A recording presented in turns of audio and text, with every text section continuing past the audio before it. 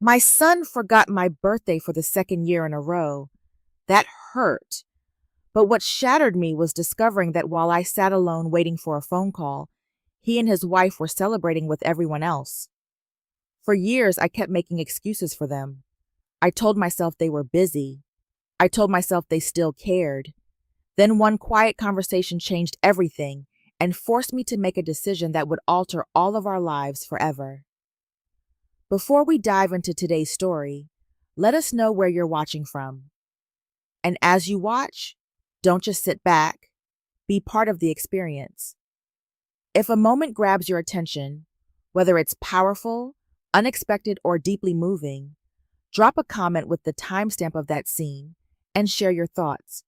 Your reactions bring the story to life, and we love seeing which moments resonate with you the most. And if you haven't already, hit subscribe and turn on notifications so you never miss a new story. Now, grab a coffee or tea, settle in, and let's begin. My name is Evelyn Harper. I am 67 years old, a retired elementary school teacher living alone in Charleston, South Carolina. 4 years had passed since my husband Thomas died, yet some mornings I still reached for the other side of the bed, expecting to find him there. Grief changes shape with time. It becomes quieter, less sharp, but it never completely disappears. The house felt larger after Thomas was gone.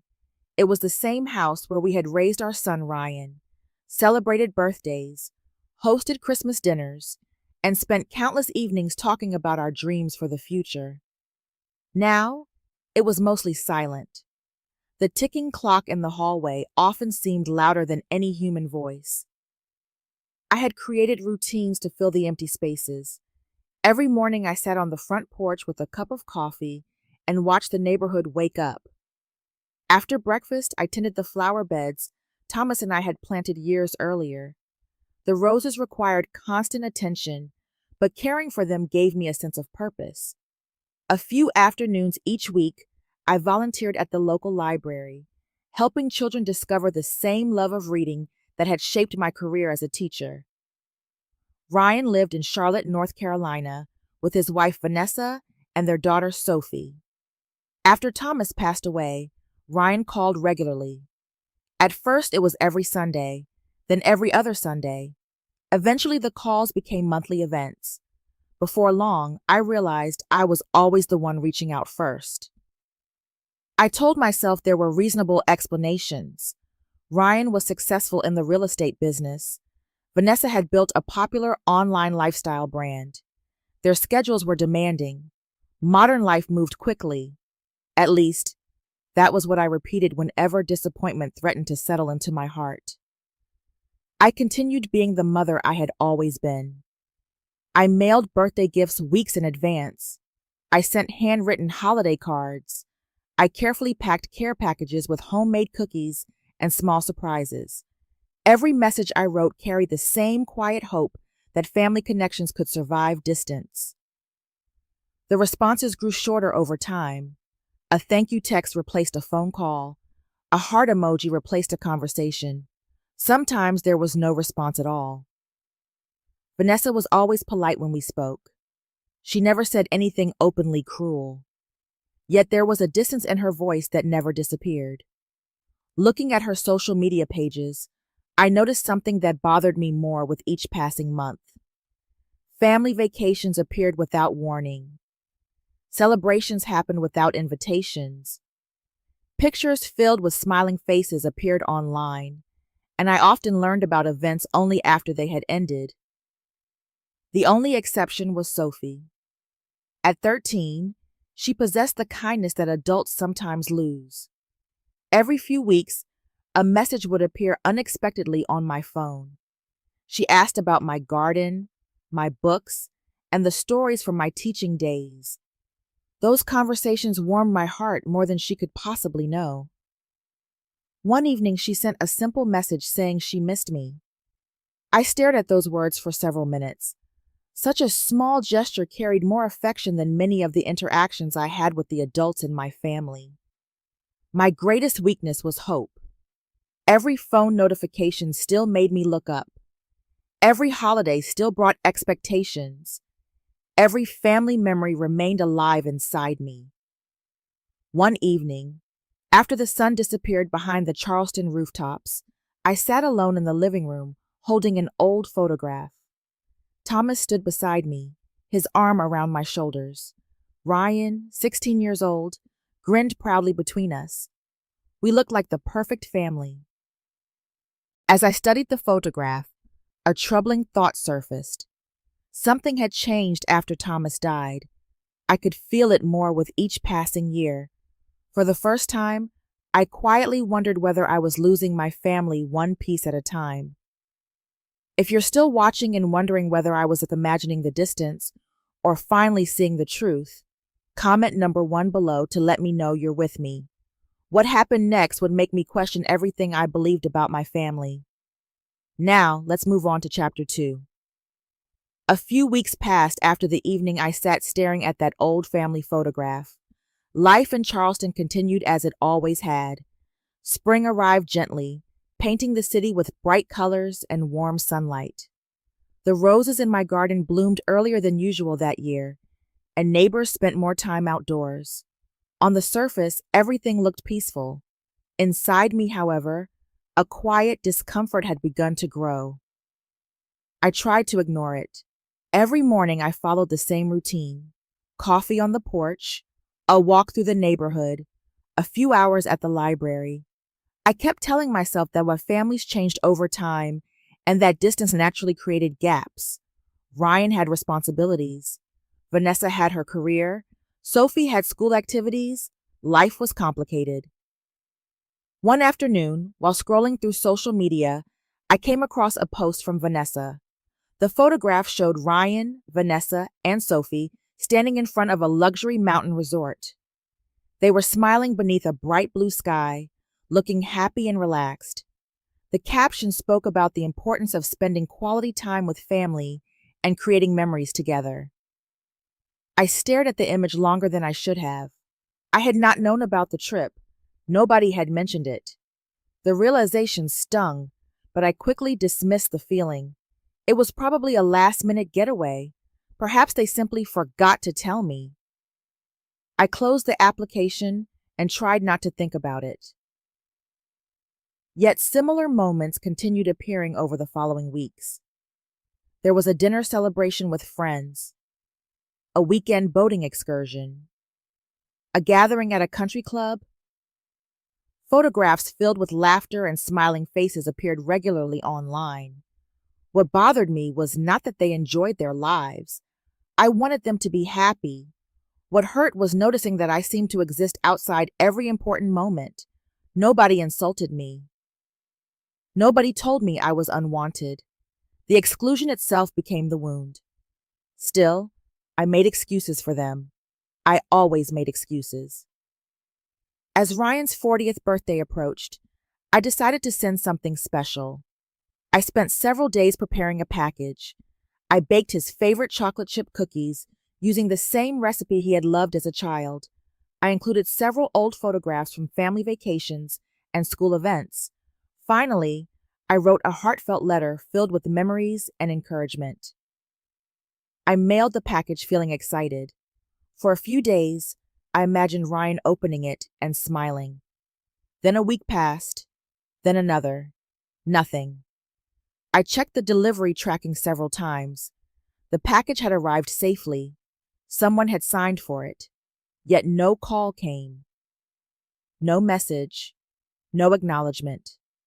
Nearly 3 weeks later, my phone finally buzzed. Ryan had sent a short text thanking me for the package. That was all. No mention of the photographs. No mention of the letter. No mention of the effort behind it. Oddly, receiving the message hurt more than receiving nothing. One evening, Sophie called unexpectedly. Our conversation wandered through ordinary topics. She told me about school projects, friends, and upcoming activities. Then she casually mentioned a large gathering at their house the previous weekend. Family friends had attended. The event had been planned for weeks. I listened quietly. Nobody had told me about it. After the call ended, I sat alone in my kitchen and faced a question I had avoided for years. Was all of this accidental? Or was I being quietly removed from their lives? Soon afterward, my 67th birthday arrived. I secretly hoped the day would be different. That morning, I cleaned the house, bought a small cake, and placed my phone beside me wherever I went. Hours passed. Morning became afternoon. Afternoon became evening. No call from Ryan. No call from Vanessa. No video message. No surprise visit. As darkness settled over Charleston, the house felt painfully silent. Late that night, a message finally appeared on my screen. It was from Sophie. The words were simple. Grandma, I am sorry. Dad forgot your birthday again. I stared at the message for a very long time. For the first time, disappointment gave way to something far more painful. Clarity. Sophie's message stayed with me long after my birthday had passed. I tried to move on, but the words echoed through my thoughts every day. For years, I had defended Ryan and Vanessa. Whenever someone questioned their absence, I rushed to explain it away. They were busy. They had responsibilities. Life was complicated. Yet, after that birthday, those excuses began to sound hollow, even to me.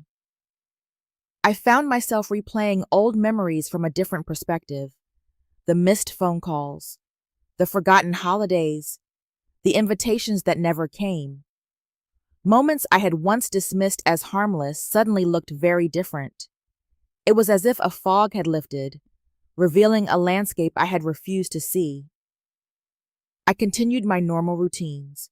I watered my roses, volunteered at the library, and attended neighborhood gatherings. Outwardly, nothing had changed. Inside, however, something was breaking. I was beginning to realize that I had spent years chasing scraps of attention from people who no longer valued my presence. A week after my birthday, Ryan called unexpectedly. For a brief moment, hope returned. I answered immediately. His voice sounded rushed. He apologized for forgetting my birthday, but his words felt rehearsed, almost automatic. Within minutes, he was discussing work deadlines and upcoming meetings. The conversation never touched the deeper hurt I was carrying. Soon afterward, he ended the call. I sat quietly with the phone in my hand. Oddly, I felt worse than before. The problem was not that he forgot one birthday. The problem was that he seemed unable to understand why it mattered. Several weeks later, I made a decision. I would drive to Charlotte and surprise them. Part of me believed that face-to-face contact might restore something that had been lost. During the drive, memories filled my mind. I remembered family vacations, school events, and evenings when Ryan would sit beside Thomas and talk about his future. Back then, family had felt permanent. By late afternoon, I arrived at their house. Years earlier, Ryan had given me a spare key for emergencies. I still carried it in my purse. The house was empty when I entered. I waited quietly in the kitchen. While sitting there, I looked around. The home was beautiful. Renovations had transformed it into something elegant and expensive. Family photographs decorated the walls. But as I studied them, a painful detail emerged. I was missing from almost all of them. There were pictures of Ryan and Vanessa, pictures of Sophie, pictures from vacations and celebrations. Very few included me. Not long afterward, I heard the front door open. Ryan and Vanessa had returned. They did not know I was there. Their voices drifted from another room. At first, I paid little attention. Then I heard my name. Vanessa sounded frustrated. She was talking about family obligations and social expectations. Then she said something that froze me in place. Life was easier when I was not involved. The word struck harder than I could have imagined. What hurt even more was Ryan's response. He did not defend me. He did not disagree. His silence spoke louder than any argument. In that moment, years of denial collapsed. This was not forgetfulness. This was not busyness. This was not bad timing. I was no longer important in their lives. Without making a sound, I stood up. I placed the spare key on the kitchen counter. Then I walked out the door. Neither of them ever knew I had been there. The drive back to Charleston felt endless. Tears blurred my vision several times. Grief mixed with anger and exhaustion. Somewhere along that highway, a new thought entered my mind. Perhaps my future did not have to revolve around Ryan anymore. A few days later, something strange happened. Several envelopes arrived in my mailbox. At first, I assumed they had been delivered by mistake. The letters contained legal notices, financial documents, and business correspondence. None of the company names meant anything to me. Then I noticed something alarming. Every document listed my home address. Confused, I opened another envelope. Inside was a legal notice connected to a real estate company. One name immediately caught my attention. Ryan Harper. As I stared at the page, a chill ran through me. For the first time, I realized there might be something far worse happening than emotional neglect.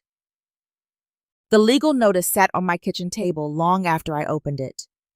For several minutes, I simply stared at Ryan's name printed on the page. I wanted to believe there had been some mistake. Yet over the next few days, more envelopes arrived. Some came from attorneys. Others came from financial institutions and business partners. Every one of them was addressed to a real estate investment company that I had never heard of before. What disturbed me most was that every document listed my Charleston home address. I spread the papers across my dining room table and began organizing them. Legal notices in one pile, financial statements in another, corporate correspondence in a third. The deeper I looked, the more uneasy I became. The company appeared to be struggling financially. Several documents referenced overdue obligations. Others hinted at disputes with investors and creditors. I spent hours researching the company online. Before long, I discovered something that made my stomach tighten. Ryan was connected to it. I read the information twice to make sure I had not misunderstood. Somehow, a company linked to my son had been using my home address without my knowledge or permission. Confusion quickly turned into fear. Then fear became betrayal. For years, I had worried that Ryan simply did not have time for me. Now, I was beginning to wonder whether something far more troubling had been happening behind the scenes. I scheduled an appointment with a local attorney and brought every document with me. The attorney spent nearly an hour reviewing the papers. When he finally looked up, his expression was serious but calm. Fortunately, I was not personally responsible for the company's debts. My name did not appear as an owner or officer. However, he explained that using someone else's residential address without permission was highly inappropriate and could create complications if the situation continued. I left his office feeling emotionally drained. The neglect I had experienced suddenly felt different. This was no longer just about forgotten birthdays and unanswered messages. It was about trust. For several days, I considered confronting Ryan. I drafted text messages, deleted them. I opened my phone to call him, then closed it again. Each time the same thought stopped me. I was exhausted. Exhausted from carrying a relationship by myself. Exhausted from defending people who never seemed willing to defend me. Around that time, a flyer arrived in the mail advertising a senior travel group visiting Sedona, Arizona. Under normal circumstances, I would have ignored it. Instead, I found myself staring at the brochure for nearly an hour. A week later, I booked the trip. Sedona was unlike anywhere I had ever been. Massive red rock formations stretched across the horizon. The desert air felt clean and endless. At sunset, the landscape glowed with shades of gold and crimson that seemed almost unreal. The beauty of the place created a sharp contrast with the turmoil inside me. That was where I met Daniel Brooks. Daniel was 69, a widower and former National Geographic photographer. He possessed a quiet confidence that immediately put people at ease. Unlike most individuals, he never rushed to fill silence with words. He listened carefully and observed everything. Over the course of several days, we shared group activities, long walks, and conversations about aging, loss, and second chances. He never pressured me to explain my past, which somehow made it easier to trust him. One evening, we sat watching the sun disappear behind the red rocks. After a long silence, Daniel made a simple observation. People cannot begin a new chapter while living entirely inside the previous one. The sentence stayed with me long after the conversation ended. Back in my hotel room that night, questions flooded my mind. Why was I still living in Charleston? Why was I organizing my life around people who barely noticed me? Why was I allowing old memories to determine my future? By the time I boarded my flight home, I had reached a decision I never imagined possible. I would sell my house. I would leave Charleston. I would build a completely different life. For the first time since Thomas died, I felt something unexpected. Not grief, not anger, possibility.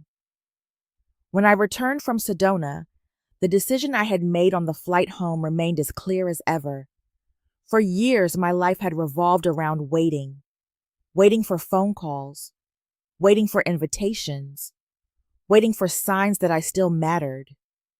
For the first time since Thomas died, I stopped waiting and started acting. The process began quietly. I contacted a real estate agent and arranged to sell my house. I met with financial advisors and moving specialists. Every week brought another appointment, another form, another decision. Strangely, the more progress I made, the lighter I felt. The hardest part was sorting through the house. Every room held memories. Photographs filled drawers and shelves. Family vacation albums documented decades of happier times. Ryan's childhood trophies stood untouched in a cabinet. Christmas ornaments collected over 30 years waited carefully packed in storage boxes. I spent long afternoons sitting on the floor surrounded by pieces of my past. At first, each object felt like an anchor pulling me backward. Then something changed. I began seeing them differently. These were not unfinished stories. They were completed chapters. Beautiful in many ways, painful in others, but finished nonetheless. The realization brought an unexpected sense of peace. Throughout the entire process, Ryan remained mostly absent. Weeks passed without meaningful conversations. He never visited Charleston. He never asked detailed questions about my life. The distance between us had become so normal that neither of us seemed surprised by it anymore. That silence confirmed what I already knew. I would not tell him about my plans. I would not ask for permission. I would not seek approval. For once, I would choose myself. After researching several locations, I settled on Carmel by the Sea, California. The coastal town felt entirely different from Charleston. Ocean breezes replaced humid summer air. Art galleries lined quiet streets. The pace of life seemed slower, more intentional. It felt like a place where someone could begin again. Before leaving, I wrote a letter to Ryan. I spent nearly an hour choosing my words carefully. There were no accusations, no anger, no attempts to create guilt. I simply told the truth. For years, he had lived without needing me. I believed he would continue doing so. I explained that I was finally choosing a life that belonged to me. When I sealed the envelope, I felt an odd mixture of sadness and relief. A few days before my departure, another unexpected event changed everything. While reviewing old financial documents, I met with an attorney handling several estate matters connected to Thomas. During our meeting, he opened a folder and asked whether I had ever heard of a trust my husband created shortly before his death. I had not. What happened next left me speechless. Thomas had established a trust worth approximately $4.8 million. Even more surprising were the conditions attached to it. The trust would become fully accessible only if I was living independently and not relying emotionally or financially upon family members. For several moments, I could not speak. The attorney handed me a letter written by Thomas. My hands trembled as I opened it. The words were simple and deeply personal. Thomas explained that he wanted to protect me if I ever found myself alone. He wrote that he trusted my strength, even during moments when I doubted it myself. Most of all, he wanted me to know that my future should never depend on whether others chose to value me. Tears filled my eyes before I reached the end. Even after death, Thomas was still taking care of me. A week later, the moving truck pulled away from Charleston. I watched my old house disappear behind me, the memories, the waiting, the disappointments, all of it slowly faded into the distance. When I finally arrived in Carmel by the sea, I walked toward the Pacific Ocean. Waves rolled against the shore beneath a golden sunset. Standing there, I felt something I had not experienced in years. Freedom. At that exact moment, hundreds of miles away, Ryan opened the envelope I had left behind. For the first time in his life, he realized his mother might truly be gone. Several months passed after I arrived in Carmel by the sea, and little by little, the unfamiliar town began to feel like home. Each morning, I walked along the shoreline before the streets became crowded. The Pacific Ocean stretched endlessly before me, its rhythm steady and calming. For the first time in years, my days were not organized around waiting for someone else's attention. I was learning how to live for myself. The trust Thomas had left behind changed many practical aspects of my life. It did not make me extravagant, nor did I suddenly begin spending money carelessly. What it gave me was freedom. I no longer worried about unexpected expenses or whether I could afford new opportunities. The absence of financial anxiety created room for something else, possibility. Daniel remained a constant presence during that period. After our friendship began in Sedona, we stayed in touch regularly. Eventually, he started visiting Carmel by the sea, and we spent long afternoons exploring galleries, bookstores, and coastal trails. What I appreciated most was his ability to listen without judgment. Neither of us tried to fix the other's past. We simply understood what it meant to lose people we once believed would always be there. At Daniel's encouragement, I enrolled in a photography class. The decision terrified me. Most of the students were decades younger than I was. During the first few sessions, I felt awkward and out of place. Yet photography slowly became something much deeper than a hobby. Through the camera lens, I learned to pay attention to details I had previously overlooked. Light, shadows, movement, and color all seemed different. Without realizing it, I stopped focusing on what I had lost and started noticing what was still possible. I also became active in the local community. I attended book discussions, volunteered with charitable organizations, and met people who genuinely enjoyed my company. No one viewed me as an obligation. No one tolerated me out of duty. They valued me simply because of who I was. One afternoon, I decided to write about my experiences online. I did not mention Ryan or Vanessa by name. I was not interested in revenge. Instead, I wrote honestly about loneliness, aging, and the challenge of rebuilding a life after loss. I hoped that perhaps a few people might relate to my story.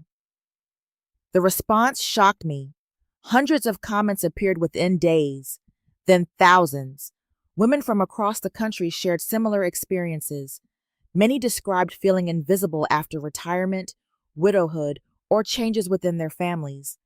Their stories touched me deeply. I continued writing. What began as a simple post gradually evolved into a blog. I wrote about finding purpose after grief, establishing healthy boundaries, and discovering self-worth at any age. One phrase appeared frequently throughout my articles. It is never too late to begin again. The blog grew faster than I ever imagined possible. Months later, a regional magazine contacted me for an interview. They wanted to feature my photography and discuss the growing online community that had formed around my writing. When the article was published, I stared at the printed photograph for several minutes. The woman smiling from the page looked familiar, yet she also felt like a stranger, not because my appearance had changed dramatically, because my spirit had. I was no longer the woman who spent every holiday hoping for a phone call. I was no longer the woman measuring her worth through other people's attention. That same week, hundreds of miles away, Ryan came across the magazine article by accident. When he saw the photograph, he froze. For the first time since I had disappeared from his life, he realized something unsettling. His mother had become someone he no longer understood. Several weeks passed after the magazine article was published, and my life continued changing in ways I had never anticipated. What began as a small blog had grown into a thriving community. Every morning brought dozens of new messages from readers across the country. Widows, retirees, and women rebuilding their lives after painful family experiences found comfort in the stories I shared. The most surprising part was that I had never intended to become a public voice. I simply wrote honestly. I never mentioned Ryan or Vanessa by name. I never described specific arguments or private family matters. My focus remained on healing, resilience, and self-worth. Yet people connected deeply with those themes because they recognized pieces of their own lives within them. As the months passed, I became increasingly involved in local events. My photography appeared in small exhibitions. Community organizations invited me to speak about personal growth after loss. For the first time in many years, I felt valued not because of my role as someone's mother or wife, but because of who I was as an individual. Meanwhile, Ryan's efforts to find me intensified. I knew because the messages continued arriving. Voicemails filled my inbox. Emails appeared regularly. Letters were forwarded through various channels. Some were short, others stretched for several pages. I read many of them, but I did not respond. The situation felt strangely reversed. For years, I had been the one chasing connection. Now, Ryan was doing the chasing. For the first time, he understood what it felt like to reach out and receive silence in return. At the same time, problems began appearing in Vanessa's professional life. Followers on social media started asking questions after discovering older family photographs. People noticed something unusual. Vacation pictures, holiday gatherings, birthdays, and celebrations appeared regularly throughout the years. Yet Ryan's mother was almost entirely absent from those memories. At first, Vanessa ignored the comments. Then more appeared, and more after that. The question spread faster than anyone expected. Soon afterward, a journalist researching stories about aging and family estrangement discovered my blog. The article that followed focused on transformation rather than conflict. It described a widow who rebuilt her life after feeling invisible and found purpose in unexpected places. The story spread rapidly. Readers were fascinated by the idea of reinvention later in life. Thousands shared the article. Discussions appeared across blogs, forums, and social media platforms. The attention made me uncomfortable. I had never wanted public sympathy. I certainly had never wanted public humiliation for anyone else. One afternoon, I shared those concerns with Daniel during a walk along the coastline. He listened quietly before offering a simple observation. The truth becoming visible is not the same thing as revenge. His words stayed with me. He was right. I had not created the truth. I had simply stopped hiding from it. A few days later, a message arrived from Sophie. Unlike the others, it immediately captured my attention. She wrote about missing me. She described how often she thought about our conversations and how much she wished things had been different. There was no manipulation in her message, no agenda, only honesty. Reading her words brought tears to my eyes. Out of every person involved, Sophie remained the one connection I could never completely let go. Then another development followed. Ryan published a public statement. For the first time, he openly admitted that he had failed me. He acknowledged taking me for granted and confessed that I deserved better than the treatment I had received. Late that night, I read his words carefully. I felt sadness, compassion, and caution. As I sat beside the window overlooking the Pacific Ocean, I found myself considering something I had not seriously entertained since leaving Charleston. Perhaps one day I would respond. Not because I missed the relationship we once had, but because Sophie still held a place in my heart that distance could never erase. Sophie's message stayed with me in a way that none of the others had. Over the following days, I found myself reading it again and again. Ryan's apologies had been sincere, and Vanessa's letter had surprised me with its honesty. But Sophie's words carried something different. There was no guilt behind them, no attempt to repair a damaged reputation. There was only love. For the first time since leaving Charleston, I began questioning whether complete silence was still the right choice. The truth was complicated. I did not miss my old life. I did not miss the loneliness that had filled my days while waiting for phone calls that never came. I did not miss arranging my schedule around people who rarely considered mine. Most importantly, I did not miss needing Ryan's approval to feel valued. Yet, I still loved my granddaughter. That reality refused to disappear. One afternoon, I opened a box containing old family photographs. Months earlier, those images would have reduced me to tears. Now the experience felt different. I could look at them calmly. There were pictures from beach vacations, birthday parties, and holiday dinners. Some memories made me smile. Others reminded me of disappointments that followed. For the first time, I accepted both truths at once. There had been genuine happiness in our family. There had also been genuine neglect. Neither reality erased the other. That realization brought an unexpected sense of peace. Meanwhile, Ryan continued reaching out. His messages had changed noticeably. The desperation that once filled them was fading.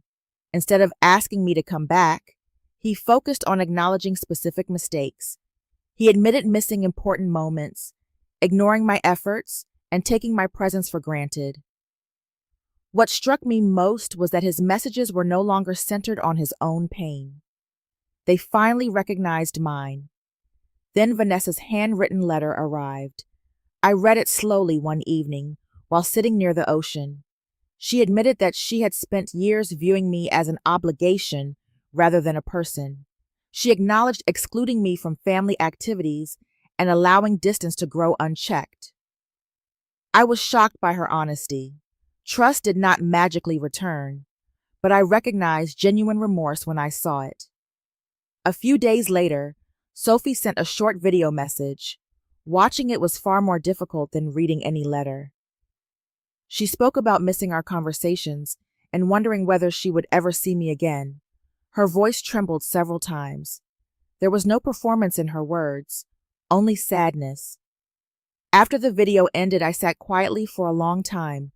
During a walk along the shoreline later that week, Daniel listened as I described everything I was feeling. Then he asked a simple question. If they had never lost you, would they have learned your value? I carried that question with me for days. Eventually, I realized something important. I did not owe anyone a reunion. I did not owe anyone a second chance, but I also did not want bitterness shaping the rest of my life. One evening, I opened my laptop and began writing my first message to Ryan since leaving Charleston. The words came slowly. When I finally finished, my finger hovered above the send button. The screen glowed softly in the darkness, and for several long seconds, I simply stared at it. After several days of hesitation, I finally sent the message. It was short and simple. I agreed to meet Ryan and his family once. I made no promises about reconciliation, forgiveness, or the future. I simply offered an opportunity for a conversation. His response arrived within minutes. Ryan thanked me for giving him a chance. What struck me most was what he did not say. He did not ask me to come home. He did not pressure me to restore our relationship overnight. He simply expressed gratitude. Several weeks later, we arranged to meet during my photography exhibition in Carmel by the Sea. I chose the location carefully. The exhibition represented the life I had built after leaving Charleston. It belonged to the woman I had become, not the woman I used to be.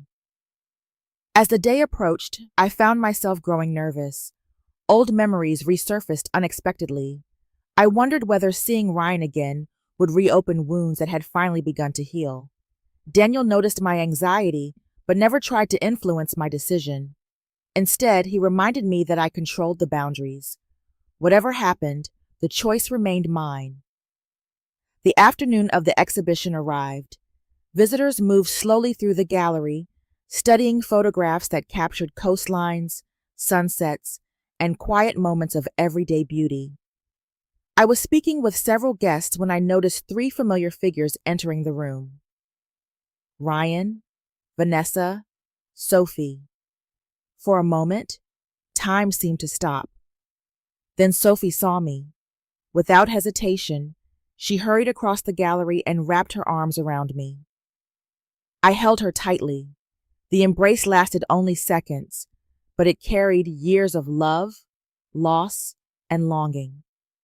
In that moment, I realized that distance had never changed how much I cared for her. Later, Ryan and I spoke privately. He looked older than I remembered. Regret seemed etched into every line on his face.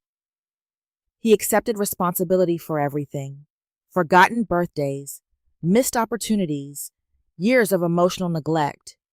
He admitted that he had taken my presence for granted and assumed I would always be there. I listened quietly. For the first time, there were no excuses. Vanessa also apologized. She admitted that she had focused too much on appearances and convenience. She acknowledged excluding me from family life and treating me more like an obligation than a person. I appreciated her honesty, but honesty could not erase the past. When they finished speaking, I shared my decision. I forgave them.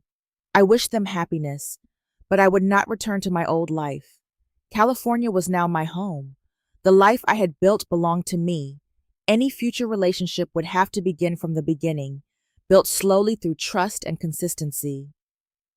Tears filled Ryan's eyes. Vanessa cried quietly. Sophie stayed beside me the entire time. As the exhibition came to an end, I watched them leave. I felt sadness, but I also felt peace. For the first time, a new relationship seemed possible, not based on obligation, not based on guilt, but on truth. Several months passed after the reunion in Carmel by the Sea. Life settled into a peaceful rhythm, one that no longer depended on anyone else's approval. Each morning, I walked beside the Pacific Ocean, listening to the waves roll across the shore. I continued writing, photographing the world around me, and spending time with the community that had become part of my new life. Ryan remained present, not in the dramatic way he once tried after I left, but through steady actions. He called regularly. He listened more than he spoke. For the first time in many years, our conversations felt balanced. Trust was not fully restored, but it was slowly being rebuilt. Vanessa changed as well. She stopped worrying so much about appearances and focused more on relationships. I noticed the effort she made, and while forgiveness did not erase the past, mutual respect gradually began to replace old resentment. The greatest joy came from Sophie. She visited Carmel by the sea whenever possible. We walked along the beach together, and I taught her some of the photography techniques I had learned. Watching her grow reminded me that not every family bond had been broken. Some had simply survived the storm. Daniel remained an important part of my life. His friendship had arrived when I needed it most. He never rescued me. Instead, he reminded me that I was capable of rebuilding myself. One evening, I sat looking through photographs from different chapters of my life. Charleston, Thomas, Ryan as a little boy, Sedona, Carmel by the sea. For years, I believed I had been abandoned. Now I understood something different. I had been transformed.